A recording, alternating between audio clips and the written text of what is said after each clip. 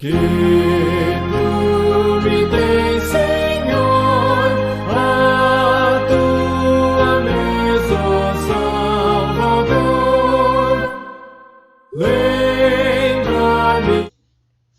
Boa noite, irmãos, que a graça e a paz do Senhor seja sobre a nossa vida, né? Louvamos a Deus por mais uma vez estarmos agora transmitindo. Hoje nós teremos um estudo bíblico, como eu mencionei nas nossas redes sociais, mais específico. Nós teremos uma abertura da nossa liturgia mais breve para darmos mais tempo ao nosso estudo, tá? Então vamos começar orando ao Senhor, agradecendo pelo dia que Ele nos deu, pela proteção, pelo livramento de todo o mal, pelo Senhor estar nos guardando e nos livrando de todas as intempéries, né? E pelo cuidado que Ele tem tido com o seu povo durante todo esse período que nós estamos passando. Oremos.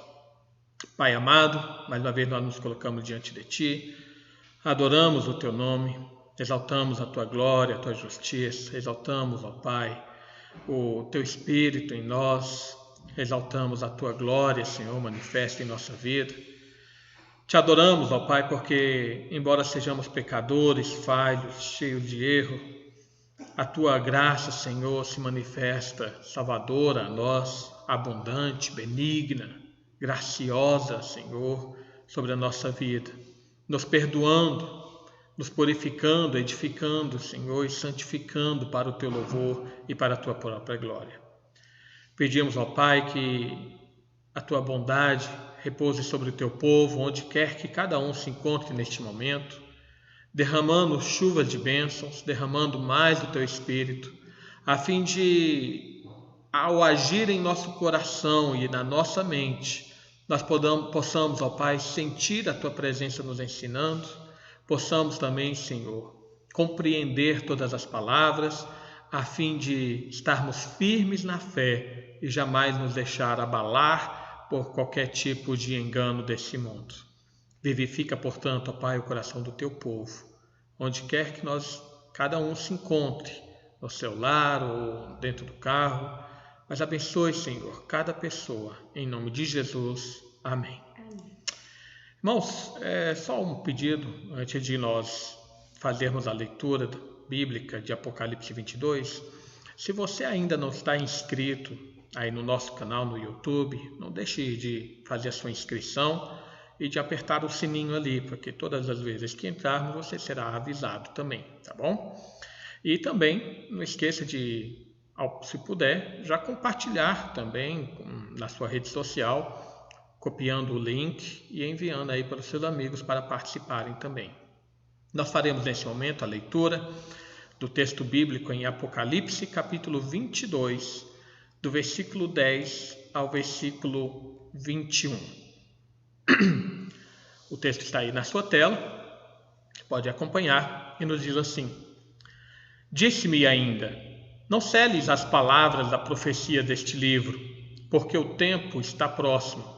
Continue o injusto fazendo injustiça, continue o imundo ainda sendo imundo, o justo continue na prática da justiça, e o santo continue a santificar-se.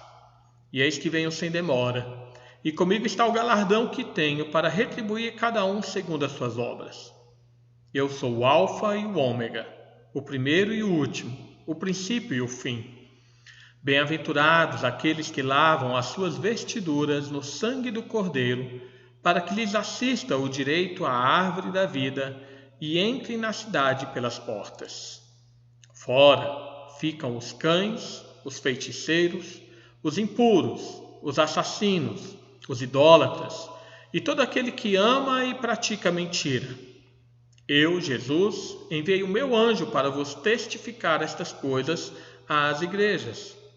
Eu sou a raiz e a geração de Davi, a brilhante estrela da manhã. O Espírito e a noiva dizem: vem. Aquele que ouve, diga: vem. Aquele que tem sede, venha. E quem quiser, receba de graça a água da vida. Eu, a todo aquele que ouve as palavras da profecia deste livro, testifico: se alguém lhe fizer qualquer acréscimo, Deus lhe acrescentará os flagelos escritos neste livro. E se alguém tirar qualquer coisa das palavras do livro desta profecia, Deus tirará a sua parte da árvore da vida, da cidade santa e das coisas que se acham escritas nesse livro. Aquele que dá testemunho destas coisas diz: certamente venho sem demora. Amém. Vem, Senhor Jesus. A graça do Senhor Jesus seja com todos. Amém. Louvado seja o nosso Deus. Nós cantaremos agora o hino 177 do nosso inário. Vamos entoar ao Senhor. Deixa eu preparar aqui. Firme nas promessas do Senhor Jesus.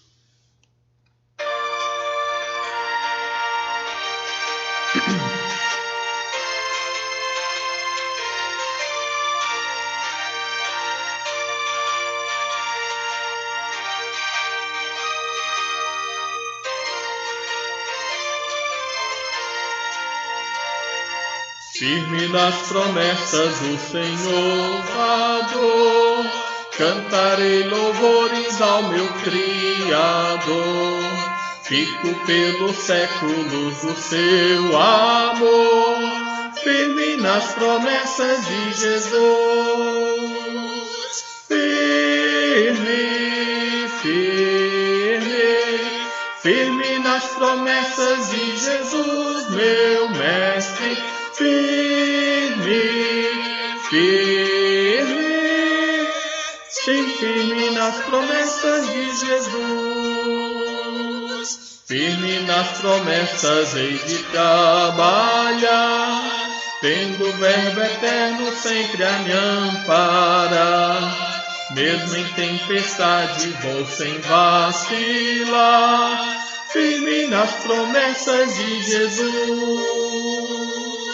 Firme, firme, firme nas promessas de Jesus, meu Mestre.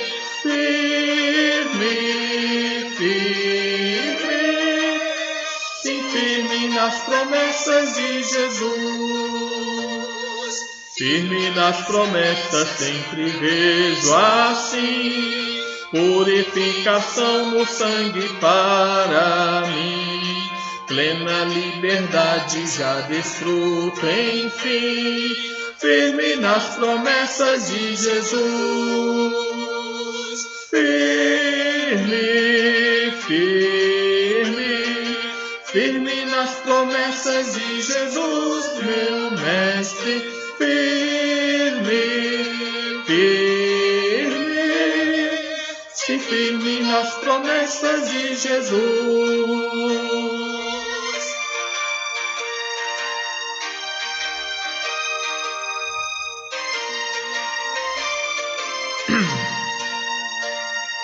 Firme nas promessas do Senhor Jesus, em amor ligado sempre à sua cruz.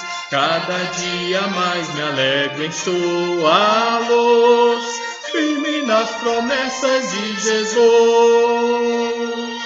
Firme, firme, firme nas promessas de Jesus, meu Mestre.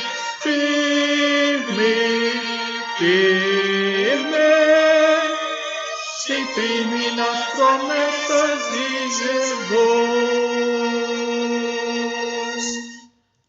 Amém. Louvado. Nós somos chamados a sermos um povo firme nas palavras do Senhor Jesus, nas suas promessas, nos seus ensinos. É esse o desejo de Deus para nós, né? Para que nada nesse mundo venha realmente abalar a nossa fé.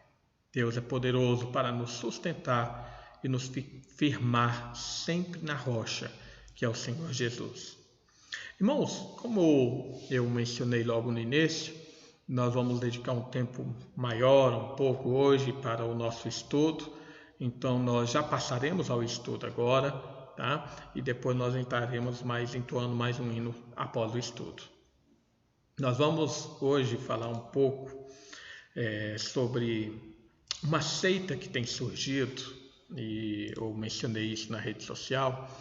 É uma seita que ela tem vindo com muita força no Brasil, e seu campo de atuação é um campo de atuação principalmente por meio das mídias sociais, e eu gostaria então de compartilhar um pouco com os irmãos a respeito do estudo dessa seita, tá bom? O nome dessa igreja é a Igreja do Deus Todo-Poderoso, né? É um nome que chama a atenção, mas ele tem uma característica específica para ter esse nome.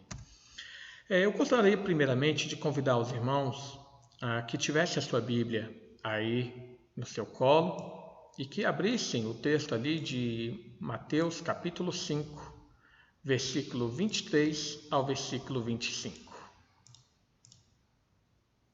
Lá nos diz assim: Então, se alguém vos disser, eis aqui o Cristo, ou ei-lo ali, não acrediteis, porque surgirão falsos cristos e falsos profetas, operando grandes sinais e prodígios para enganar, se possível, os próprios eleitos. Vede que vô-lo tenho predito. Portanto, se vos disserem, eis que ele está no deserto, não saiais, ou ei-lo no interior da casa, não acrediteis. Esse texto bíblico faz parte ali do chamado pequeno Apocalipse, do texto de Mateus. Está errado ali, mas não é Mateus 5, viu, irmãos? É Mateus 25. Na verdade, Mateus 24 e 25 faz parte desse chamado pequeno Apocalipse. E é um momento que Jesus ele alerta os seus discípulos a respeito de alguns eventos que vão acontecer próximo ao fim, próximo à sua manifestação final. E uma dessas características é o aparecimento de falsos cristos, de falsos profetas, de falsos mestres, inclusive fazendo muitos prodígios com a tentativa de enganar as pessoas, tá? É só um texto para nossa referência do que haveremos de falar hoje. Mas como eu falei, nós vamos falar de uma seita que é chamada da Igreja do Deus Todo-Poderoso. Essa igreja, irmãos, ela surgiu na China, né? E ela começou a realizar oficialmente o seu ministério lá nesse país em 1991. Né? Nós ultimamente temos ouvido muitas coisas a respeito da China, do vírus que vem da China, né? Dos problemas da China que tem surgido aí nos últimos anos para cá, e inclusive agora ainda tem mais essa seita que vem da China. Mas a base dessa seita está principalmente no ensino de que Jesus, nesses últimos anos, ele se encarnou novamente, e dessa vez ele se encarnou então ali na China, através de uma mulher, né? Eles não divulgam o nome dela, nem o local onde ela nasceu, qual região ali da China, nem a data de nascimento, né? Mas dentro do site deles, do site da Igreja do Deus Poderoso, eles confirmam a respeito desse evento falando: ela, ou seja, a igreja, foi totalmente fundada pessoalmente pelo Deus Todo-Poderoso, ou seja, na forma encarnada, né? Ou seja, Jesus fisicamente, e também pessoalmente liderada e pastoreada por ele, e não foi criada por absolutamente nenhum homem. Esse fato é reconhecido por todos os escolhidos da Igreja de Deus Todo-Poderoso.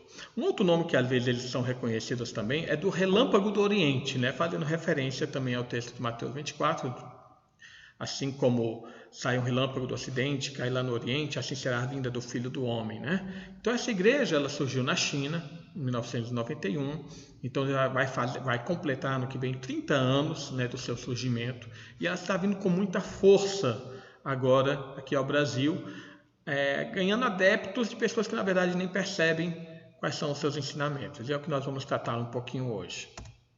Essa é a tela do Facebook, do site deles, né?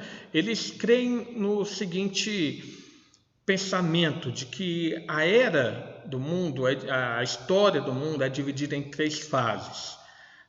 E aí eu vou explicar posteriormente um pouco a respeito disso, né? Primeiro, os 3 estágios da obra de Deus na humanidade. Primeiramente, a era da lei, que seria todo o período do Antigo Testamento, que é o momento em que Deus decreta leis para guiar a vida do homem. A era da graça, que é o momento ali segundo eles, a primeira encarnação de Jesus até os dias próximos agora, em que o momento que Jesus ali foi crucificado para redimir a humanidade, e agora para eles começou um terceiro estágio da obra de Deus, que é então quando começa essa segunda reencarnação de Jesus, né? E aí então ele vem se revelar com o nome de Deus Todo-Poderoso, que expressa as palavras para julgar e purificar o homem. Eu vou explicar isso daqui a pouco também, né? Então eles dizem que Cristo nos últimos dias apareceu na China, como eu mencionei. Ele se encarnou, agora não na forma de um homem, mas na forma de uma mulher, não no povo judeu, mas na China, e agora então ele veio trazer novas palavras e realizar e completar a obra que na primeira encarnação não foi completa. A atuação deles no Brasil tem sido muito intensa, principalmente nos últimos meses, né? E caracterizada através dos pedidos de amizade feitos através das redes sociais, que é demonstrado ali nos seus perfis. É interessante que aí eu acabei fazendo uma pesquisa no meu Facebook e eu já tinha percebido realmente que nos últimos meses, né, de um ano para cá, eu tenho recebido muito pedido de amizade de perfis de pessoas, né, orientais, de chineses, né, mas com nome brasileirado, um nome português, né? E é interessante que eu sempre dou uma olhada quando eu recebo alguns pedidos de amizade para ver que tipo de pessoa eu estou recebendo. E vocês vão perceber daqui a pouco que normalmente o perfil dessas pessoas são perfis de pessoas lendo a Bíblia, num campo verde, né? Ou coisas que aludem sempre à questão da espiritualidade ou que aludem à ideia de um lugar tranquilo, calmo, muitas vezes com aqueles desenhos também que a gente vê normalmente nos Testemunhas de Jeová e tudo mais, né? Então eu fui pesquisar e entrando então no próprio site da Igreja do Deus Todo-Poderoso, eu olhei que nesses últimos pedidos então que eu recebi, muitos eu acabei negando, mas outros eu acabei aceitando, né? Porque as pessoas, logicamente, como a gente faz a transmissão, então muitas pessoas se interessam pelo Evangelho e a gente vai aceitando. Mas eu percebi que 14 desses pedidos de amizade são pessoas que são realmente atuantes dessa igreja, né? E que talvez às vezes você também tenha recebido esses pedidos de amizade por ver um perfil que aparenta ser uma pessoa cristã, uma pessoa evangélica, porque está com a Bíblia na mão ou tem alguma aparência ali de espiritualidade, você acaba aceitando também, né? E aí eu vou mostrar. Aqui são alguns perfis que eu percebi na minha linha do tempo, né, de pessoas que fizeram o pedido, né? Aí você vai ver que alguns têm um nome chinês, David Shen, o Misa Sandi, né? Mas aí você vai perceber que são pessoas com a aparência aí, né, sempre com a aparência de espiritualidade, lendo a Bíblia, ou um campo bonito e tudo mais, né? Mas então, irmãos, eles entram principalmente no Facebook e usam muito também a promoção de vídeos e convites para participação por meio do estudo do WhatsApp. Dentro lá do site deles, né, tem muitos vídeos de filmes cristãos e pequenos vídeos também cristãos, né, que você pode perceber aí abaixo na tela. E eles, através das redes sociais, eles mandam então convites para que você comece algum tipo de estudo bíblico através, por exemplo, do WhatsApp, como está aí do lado esquerdo aí do seu monitor embaixo também, tá? Então eles atuam principalmente desse jeito para poder captar novas pessoas e convidar novas pessoas a conhecerem a doutrina deles. Mas quais são os principais ensinamentos que caracterizam eles aí como aceito? Primeiramente, irmãos, como é a característica da grande maioria das seitas, eles alegam uma nova revelação. Então, para eles, a Bíblia não é agora a única palavra de Deus. Eles possuem, então, livros que têm a mesma autoridade da Bíblia ou agora até superior que a Bíblia. Essa é uma característica bem básica das seitas, né? Às vezes eles falam, não, nós temos a Bíblia como autoridade divina e tal coisa. Mas junto com a Bíblia nós temos outros livros. A gente vê isso em outras seitas também, que são bem características dessa nova revelação. Deus trouxe um novo conceito, uma nova visão, um novo agir, e ele nos revelou dessa forma. Então, segundo eles, essas palavras que estão entre aspas são tiradas do próprio site deles. Eles dizem o seguinte: a verdadeira Bíblia é composta de todas as declarações de Deus durante as 3 etapas da obra que nós mencionamos anteriormente, assim como as crenças fundamentais da Igreja do Deus Todo-Poderoso são as declarações de Deus durante as 3 etapas da obra, isto é, todas as verdades expressas por Ele durante as 3 etapas da obra. As 3 Sagradas Escrituras são as crenças básicas e os princípios da Igreja do Deus Todo-Poderoso. Que 3 escrituras são essas? O Antigo Testamento, que segundo eles é a primeira era, né? A era lá do Antigo Testamento.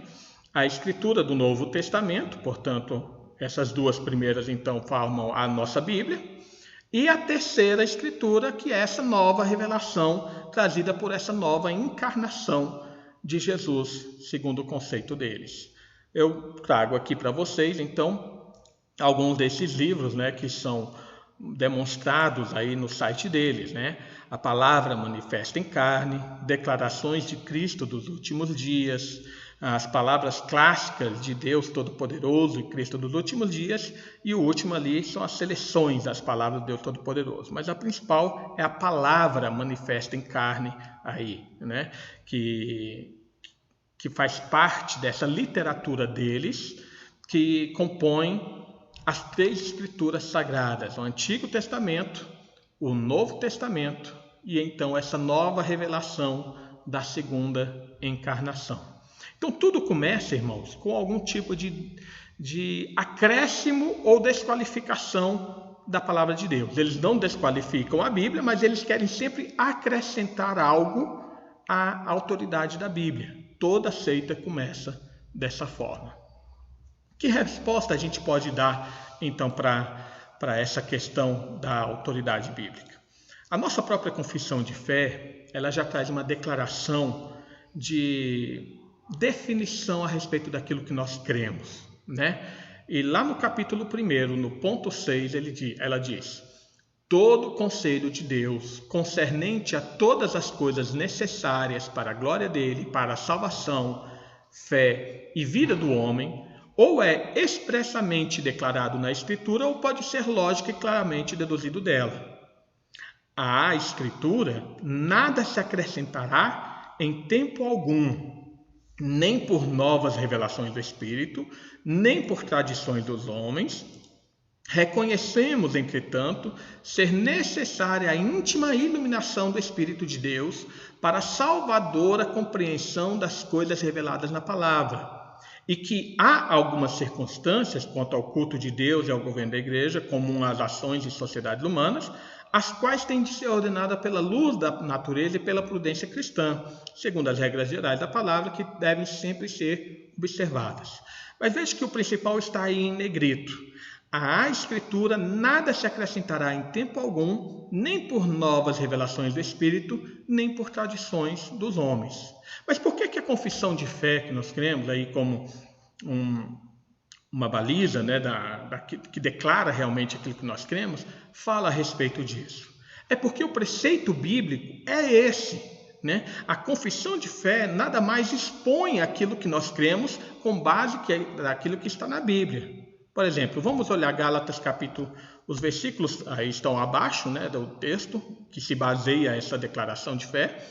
Mas olha o Gálatas capítulo 1, versículo 6 a 8. É aquele texto clássico que nós vemos Paulo falando aos crentes da Galácia, né?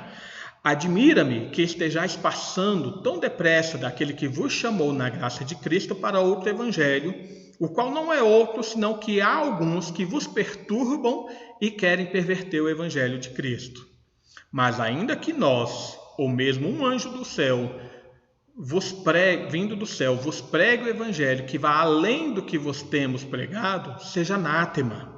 Assim, como já dissemos e agora repito, se alguém vos prega evangelho que vá além daquele que recebestes, seja anátema. Então, quando a nossa confissão de fé ela fala que não deve ser nada acrescentado à palavra de Deus, é porque o próprio Paulo já havia falado disso. A revelação está fechada. O que os apóstolos ensinaram, o que o Senhor Jesus ensinou, o cânon foi fechado e nada pode ser acrescentado. Acrescentando a isso, segundo Tessalonicenses capítulo 2, versículo 1 a 3, Paulo diz: irmãos, no que diz respeito à vinda do nosso Senhor Jesus Cristo e à nossa reunião com Ele, nós vos exortamos a que não demovais a vossa mente com facilidade, nem vos perturbeis, quer por espírito, quer por palavra, quer por epístola, como se procedesse de nós, supondo tendo chegado o dia do Senhor. Ninguém, de modo nenhum, vos engane. Ou seja, na época de Paulo, também haviam algumas cartas que estavam sendo escritas, ou palavras de falsos mestres, que estavam ensinando coisas falsas aos crentes daquela época. E Paulo então escreve essa carta aos crentes ali de Tessalônica, para que os crentes tenham cuidado e não se deixem enganar por falsas revelações, por novas escrituras, ensinando coisas falsas. Então a resposta apologética é essa. Nada se acrescenta àquilo que já foi revelado. O cânon bíblico foi fechado e, portanto, novas revelações não fazem parte do cânon bíblico. Além disso, irmãos, a gente pode ver alguns que são... Quais são os principais? Ali é a base, porque toda base começa na questão bíblica, onde eles baseiam as suas doutrinas, onde é que eles baseiam os seus ensinamentos? Eles se baseiam numa nova revelação. Mas quais são esses ensinamentos que caracterizam eles? Eles também são separatistas. Eles declaram que somente aqueles que estão ligados à sua igreja serão salvos. Dentro do site deles, novamente, está escrito o seguinte: quando o evangelho do reino foi espalhado pela China continental, Deus recuperou toda a obra do Espírito em todo o universo e colocou foco sobre esse grupo de pessoas que aceitaram a obra de Deus nos últimos dias e sobre os predestinados e escolhidos por Deus e que buscaram sinceramente o verdadeiro caminho. Como a obra do Espírito Santo foi transferida, todas as denominações perderam a obra do Espírito Santo e viraram um deserto, fazendo com que as pessoas não tivessem outra escolha além de buscar o verdadeiro caminho. Isso veio a cumprir exatamente a profecia da Bíblia. Eis que vem dias em que enviarei fome sobre a terra, não fome de pão, nem sede de água, mas de ouvir as palavras de Jeová. E eles vão continuando. Ou seja, essa seita, elas declaram que somente aqueles que estão ligados a essa igreja é que realmente são salvos. Como eles mesmos mencionam aí, a obra do Espírito Santo foi transferida das outras denominações, fazendo com que as outras igrejas fossem secas, e agora somente eles receberam a obra de Deus e são, portanto, responsáveis por transmitir a verdade bíblica. Esse é o conceito deles. E é um conceito que caracteriza uma seita, Essa ideia de que somente dentro desta igreja há salvação. Uma outra heresia aí já entra na parte questão doutrinária deles, é uma heresia que já foi combatida desde os primeiros séculos da igreja cristã. É uma heresia chamada do modalismo ou do sabelianismo, No meados do século II, um homem chamado Sabélio, já havia alguns anteriores a eles que tinham esse pensamento, chamado de monarquismo e tudo mais, mas o ensino desse Sabélio, bem como de alguns dessa época, eles não criam então na existência da Trindade, de Deus o Pai, Deus o Filho e Deus o Espírito Santo, que sendo três pessoas distintas dentro da deidade, Mas eles creem na manifestação de Deus na história através de três formas diferentes. Eles dizem o seguinte, conforme a demonstração dessa doutrina deles no site está assim: quando ele veio para realizar a primeira etapa da obra, ou seja, lá na época do Antigo Testamento, ele só poderia ser chamado de Jeová, pastor dos israelitas. Na segunda etapa, ou seja, na primeira encarnação de Jesus, o Deus encarnado só poderia ser chamado de Senhor e Cristo. Mas naquela época, o Espírito no céu declarou apenas que ele era o Filho amado de Deus e não fez menção de ele ser o único Filho de Deus. Isso simplesmente não aconteceu. Como Deus poderia ter um Filho único? Então Deus não teria se tornado homem, porque ele era a encarnação, foi chamado do amado Filho de Deus, e com isso veio o relacionamento entre pai e filho. Foi simplesmente por causa da separação entre o céu e a terra. Jesus orou na perspectiva da carne. Então, nesse pensamento para eles, existe apenas um único Deus, como nós cremos, mas apenas uma única pessoa também. Que Deus, durante a história, vem se revelando de forma diferente. No Antigo Testamento ele se revela como Deus, Jeová. No Novo Testamento ele se revela como Jesus, e que após a sua morte, então, ele se revelou como Espírito Santo, e que agora ele estaria se revelando, então, através dessa mulher ali na China, ou se encarnando novamente. Então, eles são modalistas, eles não creem na trindade. E quando se coloca a respeito, mas Jesus não estava orando para o Pai, eles colocam que é apenas uma questão da carne, visto que o Espírito estava no céu, mas num relacionamento dele com ele mesmo.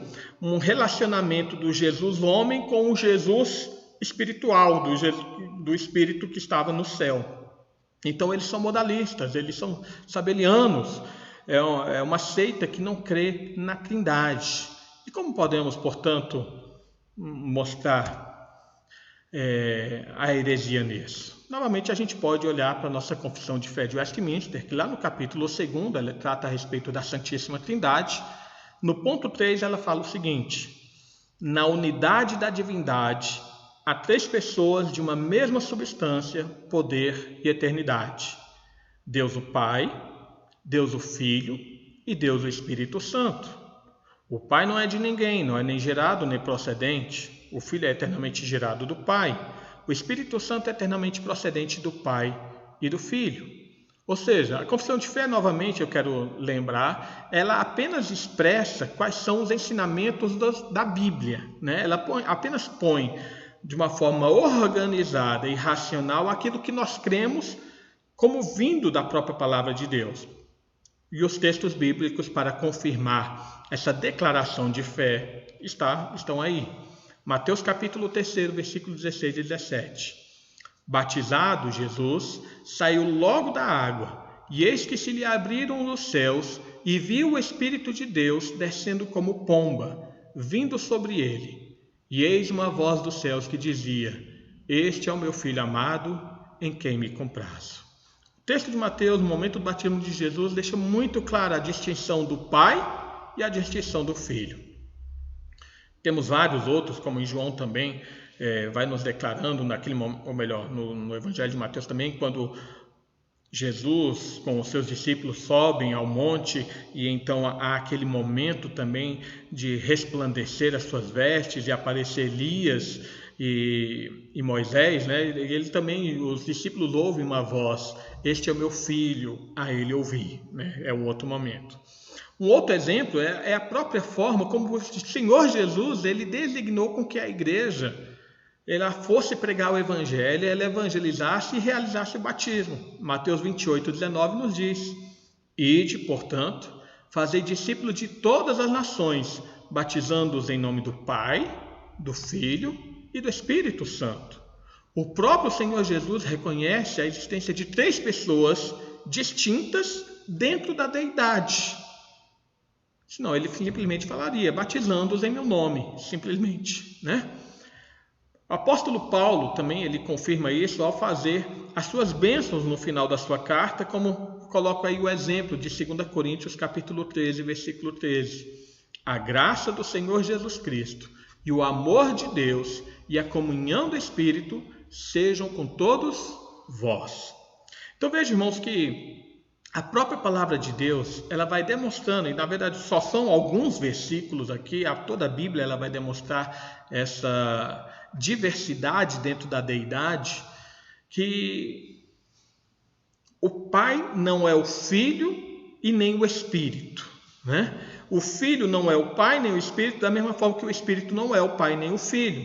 São 3 pessoas diferentes, mas que são um único Deus. É o que nós chamamos do mistério da Trindade. A Bíblia nos ensina a existência dessas três pessoas em um único Deus.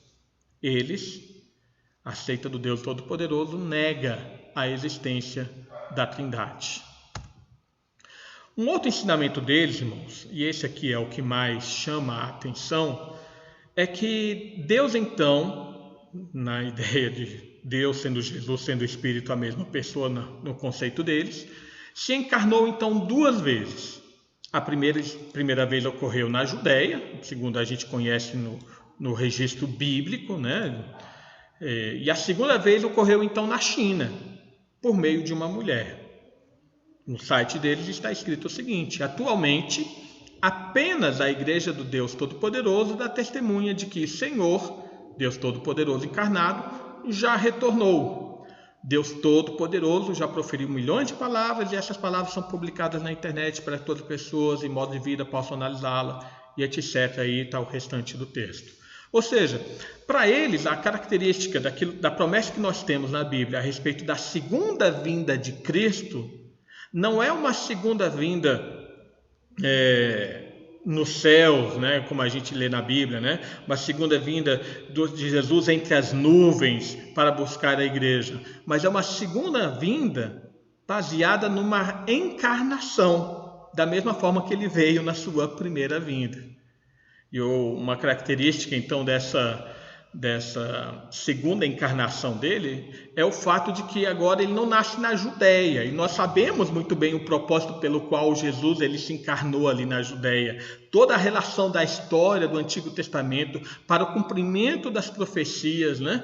Toda a confirmação da aliança de Deus. Mas aqui não, aqui ele nasce então lá no Oriente, lá na China, e por meio, na forma, melhor dizendo, de uma mulher, para caracterizar essa igualdade de gênero em Deus. Ou seja, se da primeira vez Deus veio em forma de homem, agora ele vem em forma de mulher, porque isso completa o gênero dentro de Deus, segundo o conceito deles. Passa aí. Isso. Então, segundo eles, e aqui é um ponto que eu vou focar mais, dessa questão da segunda encarnação de Jesus, ou de Deus, né? Isso estava previsto, então, na Bíblia, quando lá em Hebreus 9, 28, é dito assim: assim também Cristo, oferecendo-se uma só vez para levar o pecado de muitos, aparecerá segunda vez sem pecado aos que o esperam para a salvação. Então, essa aparição segunda vez sem pecado seria para eles a designação da segunda encarnação de Jesus. Olha o que eles dizem. A primeira encarnação foi para redimir o homem do pecado, para redimi-lo por meio do corpo da carne de Jesus, isto é, ele salvou o homem da cruz, mas o caráter satânico corrupto ainda permaneceu dentro do homem. A segunda encarnação não é mais para servir como oferta pelo pecado, mas em vez disso, salvar totalmente aqueles que foram redimidos do pecado. Isso é feito de modo que aqueles que são perdoados possam ser libertos de seu pecado e ser completamente limpos, e por alcançar um caráter transformado, libertar-se da influência das trevas de Satanás e retornar para diante do trono de Deus. Só dessa maneira o homem pode ser plenamente santificado. Então veja que, e a gente vai trocar isso um ponto mais a seguir, né? A primeira encarnação teve um propósito, que foi morrer na cruz para os pecados. Mas esse propósito não realizou e não consumou toda a obra, e por isso ele então se encarna uma segunda vez para completar aquilo que não foi completo na primeira encarnação. Esse é o conceito da necessidade da segunda encarnação. Veja bem, eles dizem: portanto, nos 3 estágios da obra, somente 2 vezes Deus se tornou carne para realizar ele mesmo a sua obra entre os homens. Ou seja, lá na época de Israel não foi necessário, mas no Novo Testamento ele se encarnou a primeira vez e agora a segunda vez. Isso porque apenas um dos 3 estágios da obra é para guiar o homem em levar a sua vida, enquanto os outros 2 consistem na obra da salvação. Só para traduzir, o que eles estão falando é que o Antigo Testamento, o período do Antigo Testamento, em que não houve encarnação, e o período do Novo Testamento, onde houve a primeira encarnação de Cristo, foi realizar a obra da salvação. Mas a segunda encarnação, ela é para completar aquilo que ficou faltando na primeira. Olha o que dizem. A segunda encarnação será suficiente para remover os pecados do homem e purificá-lo completamente. Daí, com a segunda encarnação, toda a obra de Deus na carne será concluída e a importância da encarnação de Deus será completada. Ou seja, o que eles querem dizer é que na primeira encarnação de Jesus, Jesus pagou o preço dos nossos pecados, ele perdoou os pecados. Mas esse perdão do pecado não trouxe purificação para os crentes. E por isso a segunda encarnação ela foi realizada para trazer a santificação, a libertação da influência satânica dentro do homem. Espero que os irmãos estejam conseguindo compreender. Quando eles falam a respeito da obra de Jesus durante a encarnação, como eu tenho falado agora, a primeira, segundo eles alegam que a obra não foi definitiva. Olha o que eles dizem. O homem recebeu a salvação completa? Não. Portanto, depois da conclusão desse estágio, ainda restava a obra de julgamento e castigo. Esse estágio é para tornar o homem puro por meio da palavra e, desse modo, dar ao homem uma senda, um caminho para seguir. Esse estágio não seria frutífero ou significativo se continuasse com a expulsão de demônios, pois falharia em extirpar a natureza pecaminosa do homem, e o homem chegaria a uma paralisação no perdão do pecado. Através da oferta pelo pecado, o homem foi perdoado pelos seus pecados, pois a obra da crucificação já chegou ao fim e Deus prevaleceu sobre Satanás. Mas o caráter corrupto do homem ainda permanece dentro dele. O homem ainda pode pecar e resistir a Deus, e Deus não ganhou a humanidade. Novamente, somente enfatizando e interpretando aqui, traduzindo o que eles estão falando. A primeira vinda de Jesus, a primeira encarnação de Jesus, ou de Deus em forma de Jesus, foi apenas para morrer ali na cruz e propiciar o perdão dos pecados. Mas essa morte ali não trouxe santificação no conceito deles. Essa morte de Jesus não trouxe transformação na vida dos crentes, de forma que eles continuam pecando, eles continuam sob a influência de Satanás. E, portanto, é necessário uma segunda encarnação para completar aquilo que ficou faltando na primeira encarnação. É por isso, dizem eles, continuando, por isso que neste estágio da obra, ou seja, nesses últimos anos para cá, Deus utiliza a palavra para revelar o caráter corrupto do homem e fazer com que ele pratique de acordo com a senda correta. Este estágio é o mais significativo do que o anterior e mais frutífero também, pois agora é a palavra que supre diretamente a vida do homem e permite que o caráter do homem seja completamente renovado. É uma etapa mais completa de obra. Portanto, a encarnação nos últimos dias completou o significado da encarnação de Deus e concluiu por completo o plano de gestão de Deus para a salvação do homem. Novamente, o que eles estão falando é que a primeira vinda de Cristo não trouxe salvação completa. Ela realizou uma parte da salvação, mas sem a continuação dessa parte, que seria essa segunda encarnação, ela seria falha, porque Deus falhou em salvar a humanidade na primeira vez, entre aspas, Trouxe apenas perdão, mas não trouxe purificação. E por isso é necessário trazer essa segunda encarnação. Eles continuam. Deus, em sua primeira encarnação, não completou a obra da encarnação. Ele apenas completou o primeiro passo da obra, que era necessário que Deus fizesse na carne.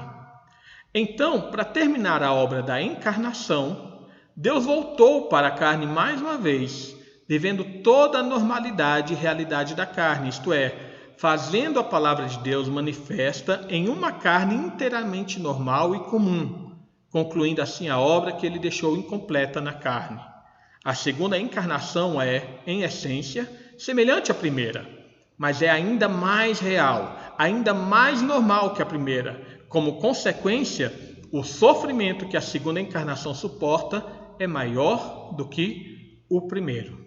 Veja, irmãos, algumas palavras que são colocadas, né? Primeiramente, ele coloca que, novamente, né, a primeira encarnação ou a vinda de Jesus, ela não foi perfeita. Ela foi incompleta. Ela falhou no seu objetivo. Por isso foi necessária uma segunda encarnação. Ou seja, e aí eles colocam que essa segunda encarnação, o sofrimento que foi passado nessa segunda encarnação é ainda maior do que o primeiro. Eles desqualificam todo o sofrimento de Cristo no seu caminhar ou durante toda a sua vida, né, até ser levado à cruz, dizendo que a vida que essa mulher chinesa passou ali na China foi um sofrimento maior do que o de Jesus lá narrado nos evangelhos. Por que digo que o significado da encarnação não foi completado na obra de Jesus? Porque o Verbo não se tornou inteiramente carne. O que Jesus fez foi apenas uma parte da obra de Deus na carne. Ele só fez a obra redentora e não fez a obra de ganhar completamente o homem. Por essa razão, Deus se tornou carne novamente nos últimos dias. Jesus apenas morreu pelos pecados, trouxe perdão dos pecados, mas não conseguiu santificar ninguém. Esse é o conceito deles a respeito da obra de Jesus e a necessidade, então, da segunda encarnação. O que é que nós podemos responder a isso, irmãos? Veja que, primeiramente, o texto que eles usam lá de Hebreus, capítulo 9, versículo 28, para basear uma segunda encarnação, é apenas mais uma demonstração de uma interpretação inadequada. Mas é claro que é muito conveniente para a propagação da heresia deles, né? Ali em Hebreus 9, 28, o autor de Hebreus está falando sobre o contexto, né? Sobre a superioridade do sacrifício de Cristo como Cordeiro de Deus. Ele faz isso comparando aos sacrifícios levíticos. E naquele momento, então, ao falar do sacrifício definitivo de Cristo, ele não defende uma segunda aparição encarnada de Cristo. O que ele fala é de uma aparição gloriosa, de uma aparição entre as nuvens para a consumação de todas as coisas, quando a gente relaciona esse texto com os outros descritos pelos outros apóstolos. Por exemplo, aí, 1 Tessalonicenses 4, 13 a 17 e Apocalipse 19, 11 a 16. Vamos ver. 1 Tessalonicenses, Paulo fala: Ora, ainda vos declaramos, por palavra do Senhor, isto: nós, os vivos, os que ficarmos até a vinda do Senhor, de modo algum precederemos os que dormem. Porquanto o Senhor mesmo, dada a sua palavra de ordem, ouvida a voz do arcanjo e ressoada a trombeta de Deus, descerá dos céus, e os mortos em Cristo ressuscitarão primeiro. Depois nós, os vivos, os que ficarmos, seremos arrebatados juntamente com eles, entre nuvens, para o encontro do Senhor nos ares, e assim estaremos para sempre com o Senhor. Paulo nos ensina que a segunda vinda de Cristo não é uma segunda vinda em encarnação, de nascimento, para poder então viver entre os homens, mas é uma segunda vinda gloriosa entre as nuvens. Ao falar, e é isso que os textos bíblicos vão nos ensinando em outros lugares. Vejo que ao falarem que a primeira encarnação apenas trouxe o perdão de pecados, enquanto que o objetivo da segunda encarnação é trazer santificação, eles tinham que continuar lendo também o texto de Hebreus, capítulo 10, versículo 10 e 14, que nos dizem assim: nessa vontade é que temos sido santificados, mediante a oferta do corpo de Jesus, uma vez por todas. E ele enfatiza ainda, o autor de Hebreus, porque com uma única oferta aperfeiçoou para sempre os que estão sendo santificados, né? Quantos estão sendo santificados. A oferta de Jesus, o sacrifício de Jesus na sua primeira vinda, foi um sacrifício definitivo, foi um sacrifício perfeito, foi um sacrifício eficaz, não apenas para nos trazer o perdão de Deus, mas também para nos santificar perfeitamente. O autor de Hebreus deixa isso claro, e logicamente vemos isso em outras partes das Escrituras também. Quando eles falam, então, que a primeira encarnação de Cristo não foi suficiente para a consumação da obra da redenção, eles acabam ignorando os versículos anteriores que eles citaram lá em Hebreus capítulo 9. Hebreus 9, versículos 26 em diante diz: ora, neste caso, seria necessário que ele tivesse sofrido muitas vezes, desde a fundação do mundo. Agora, porém, ao cumprir os tempos, se manifestou uma vez por todas, para aniquilar pelo sacrifício de si mesmo o pecado. E assim como está aos homens ordenado morrerem uma só vez, vindo depois disto o juízo, assim também, tendo Cristo oferecido uma vez para sempre, para tirar os pecados de muitos, aparecerá a segunda vez sem pecado aos que aguardam a salvação. Veja que eles usam apenas esse último versículo, versículo 28, sobre a aparição uma segunda vez, para completar uma primeira obra. Mas o texto mesmo, o contexto do texto, nos diz que Cristo, ele se deu de uma vez. O sacrifício de Cristo foi perfeito uma vez por todas. O sacrifício de Cristo foi definitivo. Não é necessário ele sofrer várias e várias vezes. Ele veio uma única vez para completar de uma única vez toda a sua obra e a nossa salvação. Então, concluindo, irmãos, o que é que nós podemos tirar? Esse é um estudo que foi bem superficial por causa do nosso tempo, né? Mas é um perigo estar rondando. A gente vê que, como toda seita, essa igreja do Deus Todo-Poderoso, ela precisa trocar a base da revelação para então sustentar as suas doutrinas. Veja que ela não nega a autoridade da Bíblia, mas ela então outorga uma nova autoridade através de uma nova revelação, um novo escrito, assim como fazem todas as seitas. Outras seitas por aí existem também trazendo outros livros autoritativos, né, ou com autoridade, ou outros livros inspirados que são iguais ou até superior à Bíblia. Então, dessa forma é que essa igreja, baseada nessa revelação, ela divulga essas heresias que são tanto antigas, como eu falei sobre o modalismo, o sabelianismo, que é combatido pela igreja em meados do século II, quanto também ela traz algumas heresias novas, falando dessa segunda encarnação de Jesus, como uma mulher, né, para trazer a igualdade de gênero em Deus. Ela nega a eficácia definitiva do sacrifício de Jesus na cruz e propaga então a necessidade dessa segunda encarnação como complemento à obra redentiva do homem, né? Então, enfim, irmãos, é uma igreja que surgiu durante esse período de desenvolvimento da tecnologia e é uma igreja muito voltada então ao uso das mídias sociais para alcançar os seus adeptos. Lógico que isso aqui não é o problema, né? Toda igreja ela deve usar as mídias sociais e os recursos que possuem para alcançar o máximo número de pessoas. Mas o que eu estou trazendo nesse fato é de que assim eles estão usando e que, portanto, nós devemos ter cuidado ao aceitarmos os convites, não apenas de amizade, mas os convites também de participarmos de estudos que parecem ser bíblicos, que parecem ser verdadeiros, mas na verdade trazem grandes e graves heresias. Enfim, por vezes, quando a gente olha para esses assuntos, né, a gente acha, mas isso aí ninguém vai aceitar esse ensino. Como assim Jesus encarnou novamente? Como assim o sacrifício de Cristo não foi suficiente?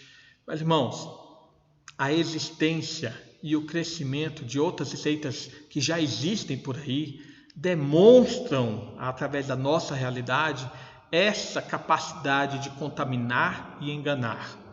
Só para os irmãos terem ideia, a página no Facebook deles, aqui do Brasil, já tem cerca de 60 mil seguidores. Parece ser uma igreja evangélica, mas não é uma igreja evangélica. Tenhamos cuidado. Nós devemos sempre levar em consideração aquilo que o apóstolo João nos fala na sua primeira carta, capítulo 4, versículo 1. Amados, não deis crédito a qualquer espírito, antes provai os espíritos se procedem de Deus, porque muitos falsos profetas têm saído pelo mundo afora. infelizmente, algumas pessoas falam, não, nós não podemos julgar, irmãos, temos que julgar sim. A palavra de Deus nos fala que nós temos que julgar, porque se não houver um julgamento racional, um julgamento bíblico, nós nos deixamos levar pelos ensinos enganosos, falaciosos e mentirosos de seitas como essa. Algumas pessoas pensam, não, mas se está falando de Deus é ótimo. Irmãos, não é assim. Não é simplesmente falar de Deus, mas é o que se fala de Deus. Veja que essa seita, o que ela mais propaga nas suas imagens, nos seus vídeos, nos seus estudos, é Deus. Só que o que ela fala a respeito da obra de Deus é falacioso, é mentiroso, é enganoso e leva à destruição. O apóstolo João, ele mesmo falou, olha, nenhuma mentira provém da verdade. E os teólogos, da história falam, toda a verdade, se eu não me engano é Agostinho que falava, toda a verdade é verdade de Deus. Quem é pai da mentira é Satanás.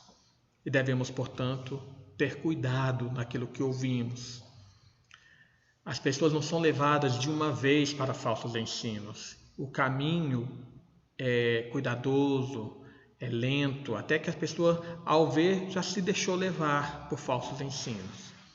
Portanto, tenhamos cuidado, denunciemos o erro e a mentira e vamos ter sempre na nossa mente que a base de todo o nosso conhecimento sobre Deus é aquilo que Ele se revelou na sua palavra única e definitiva, que é a palavra de Deus, é a Bíblia, é a única revelação autoritativa do próprio Deus para nós. Amém? Que Deus nos abençoe, guarde o nosso coração e nos capacite a entender e a perceber os falsos mestres que estão por aí no mundo afora. Nós vamos cantar nesse momento, irmãos, o hino 93, o hino do Novo Cântico, Firmeza na fé. A gente precisa ser firme na fé. A nossa fé, o nosso amor tem que estar sempre firmado no Senhor. Vamos entoar ao Senhor.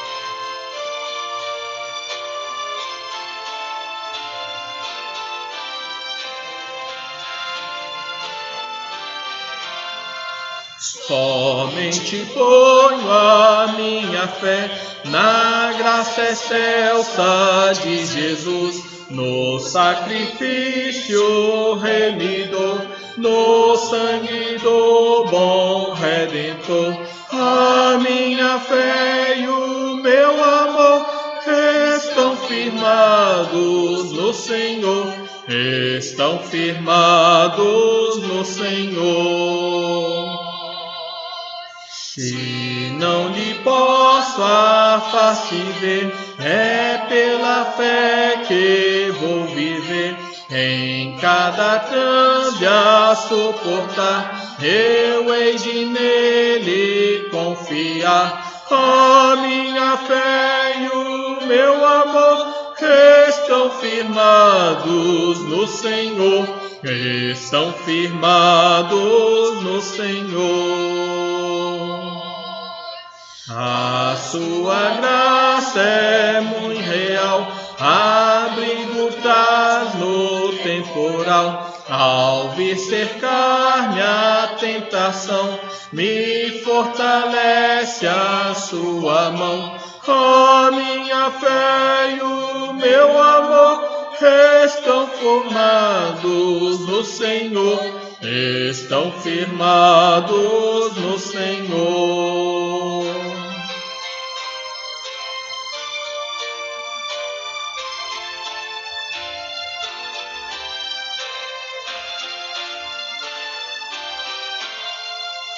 Quando a trombeta ressoar, irei com ele me encontrar, e com os salvos cantarei louvor eterno ao grande Rei.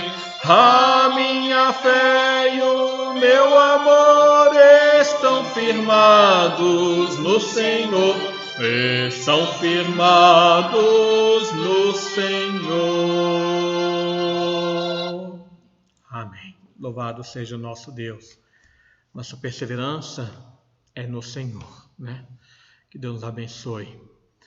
Antes de fazermos a oração final, eu queria convidá-lo que você compartilhasse essa transmissão, fosse no YouTube, fosse no Facebook ou através das redes sociais, copiando o link, enviando aí pelo WhatsApp, pelo Telegram, você que sabe, né? Mas compartilhe, tá? Leve esse conhecimento a mais pessoas, bem como todas as nossas outras transmissões estão aí também nas nossas páginas, principalmente no Facebook. E se você está assistindo aí pelo YouTube, não esqueça de se inscrever e de ativar o sino, porque é importante para nós alcançarmos maiores números de inscritos e também para você ficar sempre sendo avisada de quando há uma nova transmissão acontecendo, tá bom? Que Deus abençoe a vida da sua igreja, Deus abençoe o nosso coração, abençoe a nossa fé. Vamos orar mais uma vez neste momento, clamando ao Senhor que nos dê um restante de semana abençoado e que Ele derrame mais da sua graça sobre a sua casa, sobre a sua família, sobre os seus amigos, trazendo a manifestação da sua graça salvadora àqueles que ainda estão perdidos. Oremos. Pai amado, mais uma vez nós nos colocamos diante de Ti. Adoramos o Teu nome. Exaltamos, ó Pai, porque Tu nos deste a Tua palavra, que é fonte de vida. A Tua palavra, Senhor, que não nos deixa desviar do caminho. A Tua palavra, Senhor, que é a nossa única regra de fé e prática. A Tua palavra, Senhor, que é a base naquilo que nós cremos e que precisamos conhecê-la para não sermos enganados por falsos mestres. Abençoa, Senhor, que a Tua palavra seja gravada na nossa mente e no nosso coração. Que o Teu povo, Senhor, busque na Tua palavra o conhecimento de Ti e jamais se deixe, ó Pai, ser desencaminhado por falsos enganos. Abençoa o Teu povo espalhado pela face da terra. Abençoa aqueles que estão também, ó Pai, inclinados aos enganos desse mundo, para que vejam a Tua luz e voltem ao Teu caminho, para que encontrem a Ti e na salvação do Senhor Jesus Cristo toda a vida eterna. Pai amado, nós Te exaltamos porque Tu enviaste o Teu Filho para morrer ali na cruz em nosso lugar. E que a Sua morte, Senhor, foi única, definitiva e decisiva para nós, perdoando-nos o nosso pecado, mas também providenciando a nossa salvação por meio do lavar regenerador do Espírito Santo. Vivifica-nos e edifica-nos. É o que pedimos em nome de Jesus. Amém. Não se esqueça, nesse próximo domingo, se Deus permitir, às 19h30 estaremos com mais uma transmissão aqui no YouTube e também na página no Facebook. Que Deus nos abençoe.